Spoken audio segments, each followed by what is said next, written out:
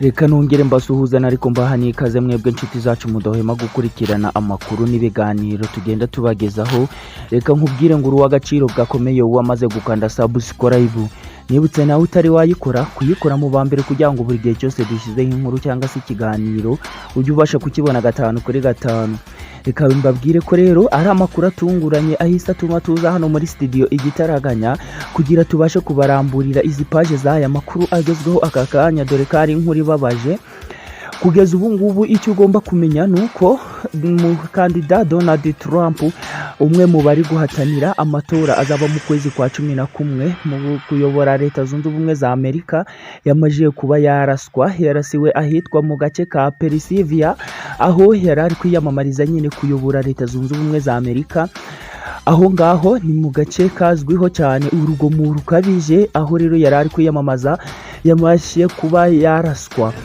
Kugeza ubu ngubu ingabo cyangwa se abashinzwe umutekano w'umukuru w'igihugu zizwi nka Secret Services bahise bamubumbatira, abandi baramuterura, aho bari kugira ngo hatagira ahandi isasu ribasha kuba ryafatwa.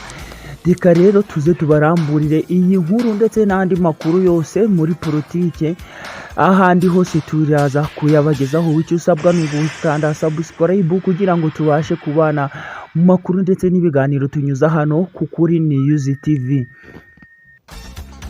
Ako kanya bikimara kuba Security Services zahise zimugota, babasha kuba bamuterura bamwerekeza ku modoka ye yari yajemo, kuko yari amaze kuraswa ugutwi n'umugabo wari uri ku nzu hejuru yitegeye aho yari arimo kwiyamamariza, dore ko uwo mugabo yari afite imbunda ya rifle muri metero 200 ariho yamashije kuba yamurasira.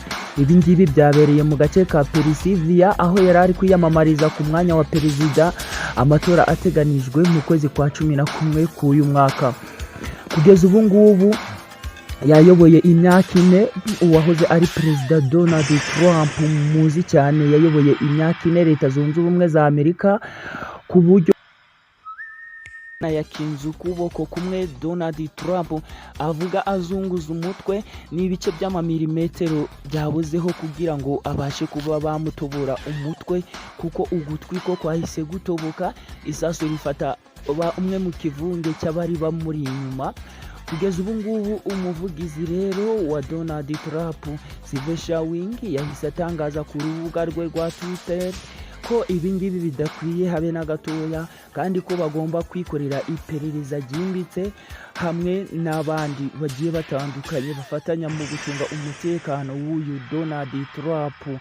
Kevin Georges yahise abivugaho nawe ku rukuta rwe rwa Twitter, yanditse ko ibi ngibi bidakwiye nk'umukuru wa FBI, ko nawe bimubabaje mu buryo bugiye butandukanye, kandi ko arakomeza kugenda abikurikiranira hafi mpaka uwo muntu warashe iryo sasu akabasha kuba yafatwa, dore ko yarashe amasasu agera kuri 3 ariko rimwe akaba ari byo rihita rifata mu gutwi kwa Donald Trump. NBC News yo yatangaje ko uwarashe nawe yahise araswa, undi agakomereka, nubwo hatagaragajwe imyirondoro cyangwa se ibimuranga, ariko nguko yahise araswa.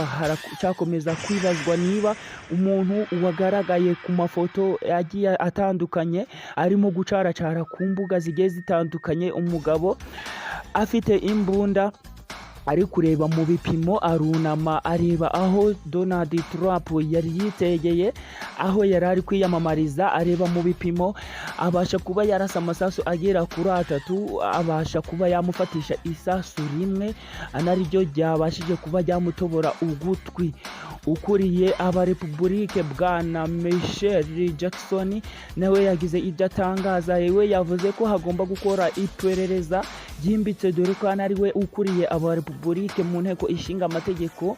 We yavuze ko iperereza rigomba gukorwa ari ryimbitse ryabo ry'abarepublike hariya muri Leta Zunze Ubumwe za Amerika. Uwarashe akagomba kuba yabiryozwa cyangwa se nawe akagomba kuba yakicwa, kuko ibi ngibi ari umwijima waba udakwiye hariya muri Leta Zunze Ubumwe za Amerika. dore ko Donald Trump nawe kugeza ubu ngubu bivugwa ko ameze neza, ariko akigera kwa muganga yatangaje ku rukuta rwe rwa Twitter yatangaje ko ameze neza ariko anashimira abashinzwe kurinda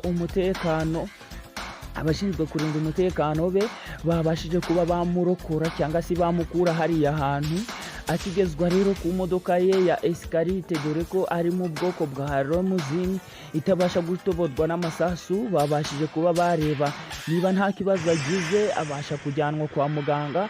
Kugeza ubu ngubu tuvugana Donald Trump, amakuru atugeraho biravugwa ko ubu ngubu ariwe nta kibazo afite habe na gatoya, usibye kuba afite icyo gipfuko ku gutwi kwe kw'iburyo, ari naho babashije kuba bamurasa, dore ko yarari kubasha kuba yazamura ukuboko avuga ko ari muzima, aho ubwo abashinzwe umutekano bahise bamufata bamwerekeza ku modoka ye.